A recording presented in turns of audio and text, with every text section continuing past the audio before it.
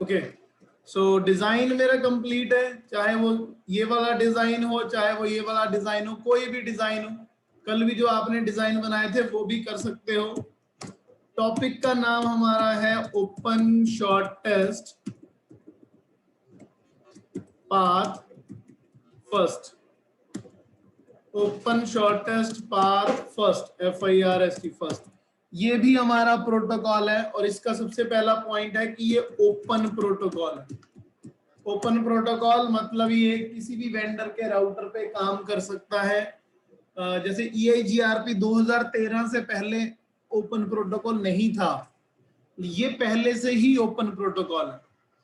Rib की AD 120 होती है, इसकी AD 110 है। EIGRP की 90 थी एडमिनिस्ट्रेटिव डिस्टेंस। इसमें भी टाइमर्स दो तरह के होते हैं जी। हेलो होता है आपका 10 सेकंड का, डेड टाइमर होता है इसका 40 सेकंड का। बाय डिफॉल्ट इसको क्लासलेस प्रोटोकॉल मानते हैं। मानते क्या है? ये है क्लासलेस। मतलब क्या है क्लासलेस का? एक तो ये ऑटो समरी नहीं करता, इसमें हम मैनुअल समराइजेशन करते हैं। ठीक है जी, तो हमें नो ऑटो समरी कमांड लगाने की कोई भी जरूरत नहीं है। क्लासलेस प्रोटोकॉल का मतलब है कि ये बाय डिफॉल्ट अगर आप FLSM लगाओगे FLSM को सपोर्ट कर लेगा, VLSM लगाओगे तो VLSM को सपोर्ट कर लेगा। मतलब इसमें वाइल्ड कार्ड मास्क नेसेसरी है। ठीक है जी, वाइल्ड कार्ड बताया था ना कल कि अगर आपका सबनेट मास्क ये है तो इसका वाइल्ड कार्ड 0003 आएगा। अगर आपका सबनेट मास्क 248 है तो 255 में से माइनस करने पर 7 आएगा। वाइल्ड कार्ड मास्क इसमें पूरा नेसेसरी है, वो लगेगा ही लगेगा। उसके अलावा इसके अंदर प्रोसेस ID यूज होती है 1 से लेके 65535 तक। उसमें इसको बोलते थे AS नंबर। EIGRP के अंदर ये AS नंबर होता था और ये अब आपका प्रोसेस ID है। प्रोसेस ID और AS नंबर में फर्क क्या है कि प्रोसेस ID को आप चेंज भी कर सकते हो, EIGRP में AS नंबर आपका सेम ही था। उसके अलावा OSPF के 2 मल्टीकास्ट एड्रेस हैं, एक पॉइंट टू पॉइंट नेटवर्क के लिए, एक ब्रॉडकास्ट नेटवर्क के लिए। एक है 224.0.0.5, 224.0.0.6। मल्टीकास्ट होते हैं डायनामिक नेबरशिप के लिए कि ऑटोमेटिक कॉन्फ़िगरेशन कैसे करेगा वो। उसके अलावा OSPF की सबसे बड़ी खासियत क्या है? इसमें मैक्सिमम होप अनलिमिटेड लग सकते हैं, जबकि रिप के अंदर 15 और EIGRP के अंदर 255 तक का प्रोसेस था। अब सबसे ज्यादा इंपॉर्टेंट है what is the metric of OSPF। Metric होती है criteria to find the best route. इसका क्राइटेरिया है जी कॉस्ट, और कॉस्ट का एक फॉर्मूला है। कॉस्ट का फॉर्मूला क्या दिया हुआ है इन्होंने? 100 डिवाइडेड बाय लिंक बैंडविड्थ। मतलब ये काउंट तो वो अपने तरीके से करता है। मान लो अगर आप इथरनेट लिंक यूज कर रहे हो, आपकी स्पीड 10 MB होगी। फास्ट इथरनेट यूज कर रहे हो, ठीक है जी, फास्ट इथरनेट यूज कर रहे हो, आपकी स्पीड 100 MB होगी। गीगा इथरनेट यूज कर रहे हो, आपकी स्पीड 1000 MB होगी। सीरियल यूज कर रहे हो, आपकी स्पीड 1.54 Mbps होगी। तो कॉस्ट कैसे निकालेगा ये OSPF? देखो इथरनेट लिंक होगा तो कॉस्ट क्या आएगी? 100 divide by 10 is equal to 10। अगर आपका लिंक ये इथरनेट की कॉस्ट है, अगर आप फास्ट इथरनेट यूज कर रहे हैं तो कॉस्ट आएगी 100 divide by 100 is equal to 1। Giga ethernet use कर रहे हो, ये आएगी जी आपकी 100 divide by 1000 is equal to 0.1। और सीरियल के लिए कॉस्ट आएगी आपकी 100 divide by 1.54 Mbps, near about approximately 64 आएगी। तो मैट्रिक चलती कैसे है, ये कहता है कि अगर आपके दो पाथ हैं, एक रास्ते से कॉस्ट आ रही है 1, एक से आ रही है 10, तो ये 1 वाले को सपोर्ट करेगा। इनडायरेक्टली आप ये भी बोल सकते हो जिसकी स्पीड मतलब बैंडविड्थ ज्यादा होगी उसको सपोर्ट करेगा आपका OSPF। तो ये इसके अंदर एक प्रोसेस है। ये कॉस्ट का मैंने वैसे आइडिया दिया है आपको। अब इसके अंदर ये मैं जरा हटा देता हूं, सबसे इंपॉर्टेंट कॉन्सेप्ट है आपका एरिया का। OSPF के अंदर एरिया कॉन्सेप्ट यूज होता है, जैसे ग्रुप ऑफ कंटिजियस या डिसकंटिजियस राउटर। OSPF में दो तरह के एरिया होते हैं, एरिया 0 या फिर एरिया 1 से लेके 4.3 बिलियन तक, मतलब 430 करोड़ 29 करोड़ 75 लाख के करीब। या तो एरिया नंबर 0 होगा या एरिया नंबर 1 से लेके 4.3 बिलियन तक होगा। अगर रूल क्या है इसका, सभी का ना एरिया सेम होना चाहिए। अगर आप कोई भी डिजाइन बना रहे हो, जैसे मान लो ये डिजाइन है या ये वाला डिजाइन है, सभी का एरिया सेम होना चाहिए। मान लो इसमें आपने सेम एरिया वाला प्रैक्टिकल करना है तो क्या आएगा, और इसमें मान लो आपका एरिया डिफरेंट है। मान लो ये वाला जो एरिया है ये एरिया 1 है, ये एरिया 2 है, ये एरिया 3 है। आपने अपनी मर्जी से नंबर लेना है ना। OSPF में ये एरिया 1 है, ये एरिया 2 है, ये एरिया 3 है। ओके, क्या कॉन्सेप्ट है इसका कि अगर आपके एरिया अलग अलग होंगे तो ये पिंग नहीं करेगा। एक कंडीशन में पिंग कर सकता है, अगर इनको कनेक्ट करने के लिए, मतलब एरिया 1 को कनेक्ट करने के लिए एरिया 2 के साथ बीच में हम एरिया 0 लगा दें। अगर एरिया 1 को एरिया 2 से या एरिया 2 को एरिया 3 से जोड़ना है तो उसके बीच में एरिया 0 लगा दो। मतलब 10, 40 और 30 के लिए एरिया 0, बाकी के लिए एरिया 1 to 3। बाकी पहले हम सिंगल एरिया करते हैं। मैं इसका सिंटेक्स बताता हूं आपको पहले। यहां तक क्लियर है आपका? ठीक है जी। सिंटेक्स SYNTX, सिंटेक्स भी इजी है इसका। राउटर OSPF प्रोसेस आईडी, मतलब जो भी नंबर लेना है आपने, 1 से लेके 65,535 तक का। Network direct network ID, wild card mask, और जो भी एरिया लेना है आपने वो यहां लिख देना, एरिया आईडी। इसमें कोई भी नो ऑटो समरी वगैरह का कॉन्सेप्ट नहीं लगेगा, क्योंकि ये ऑटो समराइजेशन को सपोर्ट ही नहीं करता, तो क्या जरूरत है उसकी। इसको मैं आपके व्हाट्सएप ग्रुप में भेज देता हूं। तो सिंटेक्स का हमें पता चल गया है। अब मैं सिर्फ ये जो प्रैक्टिकल करने जा रहा हूं ये मैं सिंगल एरिया के साथ करने जा रहा हूं। सिंगल एरिया मतलब मैं सभी को सेम ही एरिया दूंगा। प्रैक्टिकल होगा कैसे, एक सेकेंड। राउटर नंबर 1 पे पहले मुझे डायरेक्ट नेटवर्क देखने हैं। देखो, अनेबल शो आईपी रूट, तो इसके दो डायरेक्ट नेटवर्क है 10 और 40, जैसा रिप और GRP में थे। राउटर OSPF 1 नेटवर्क 10 का नेटवर्क, वाइल्ड कार्ड आ गया जी 7। अब मैं इसका एरिया दे देता हूं जी क्वेश्चन मार्क। 0 से लेके 429 करोड़ तक का कोई भी नंबर दे दो, मैंने 0 दे दिया। Network 40,000,000,003 area 0। Do show history. ये लो जी, पहले राउटर पे मैंने ये कमांड लगाई है सिंगल एरिया OSPF के लिए। सॉरी, नोटपैड ओपन कर रहा हूं जी मैं। ये पहले राउटर की कोडिंग है।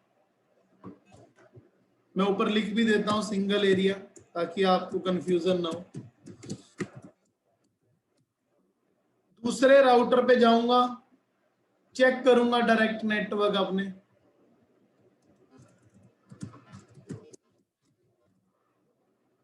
तीन डायरेक्ट नेटवर्क है जी। OSPF 1 पहला नेटवर्क 20 का, एरिया 0। दूसरा नेटवर्क 40 का, एरिया 0। तीसरा नेटवर्क 50 का, एरिया 0। देखो लो, नेबर अप हो गया। अब ये हो गया आपका दूसरा राउटर। अब तीसरे पे चलते हैं। वैसे तो आपको पता ही है तीसरे पे क्या है, तीसरे पे 30 और 50 है डायरेक्ट नेटवर्क। 30 और 50 के ऊपर भी हम एरिया, मतलब ये जो प्रैक्टिकल कर रहा हूं मैं, ये सिंगल एरिया के लिए कर रहा हूं मैं। Router OSPF1 network 3000 area 0।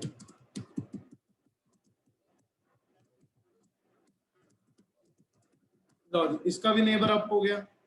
आपको अगर याद होगा EAGRP के प्रैक्टिकल में एरिया को छोड़ के सारा कुछ था।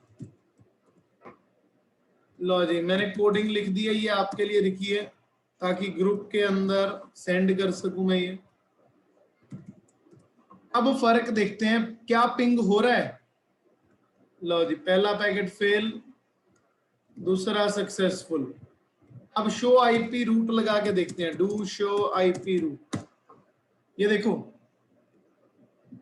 जब हमने रिप की स्टैटिक किया था तो रूट एस से आ रहे थे, जब हमने रिप किया था रूट आर से आ रहे थे, जब हमने EIGRP किया तो रूट डी से आ रहे थे।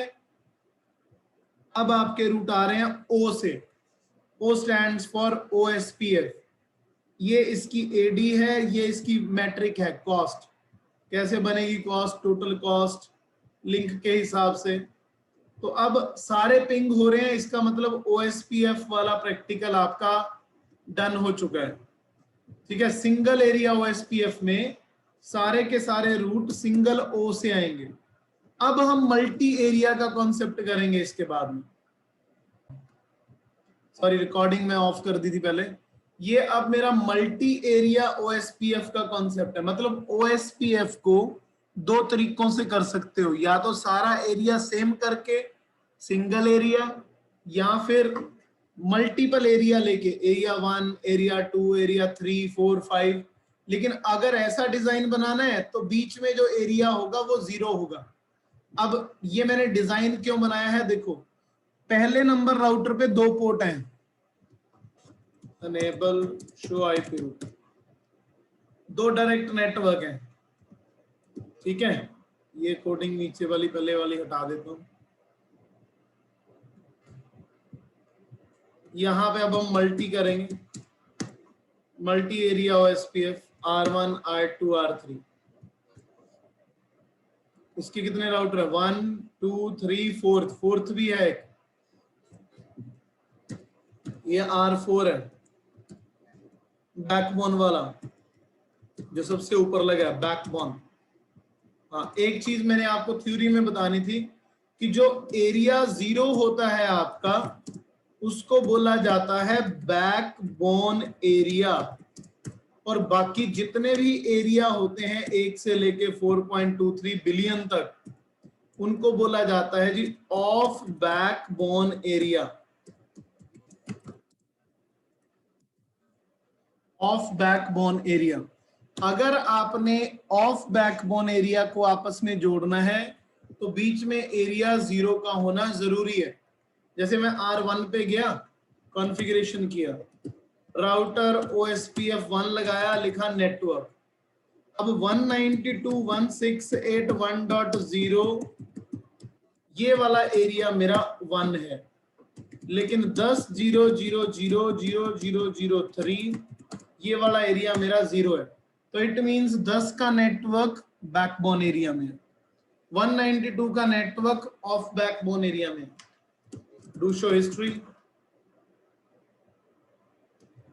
कॉपी किया, ये जस्ट आपके लिए लिख रहा हूं ताकि बाद में वीडियो देखते वक्त आपको बेनिफिट मिल जाए। R2 के अंदर भी सेम यही कॉन्सेप्ट है आपका, राउटर OSPF1 जो 172.16.00 ये वाला नेटवर्क है, ये तो है एरिया नंबर 2 में। ठीक है, लेकिन जो 40 वाला नेटवर्क है वो है आपका एरिया नंबर 0 में। इसकी भी कोडिंग कॉपी करके R2 के ऊपर लिख देता हूं। R3 सेम कॉन्सेप्ट, बस इसमें एरिया 3 आ जाएगा। Router OSPF1 network 20.0.0.0.0.0.7 area 3, network 30.0.0.0.0.0.3 area 0।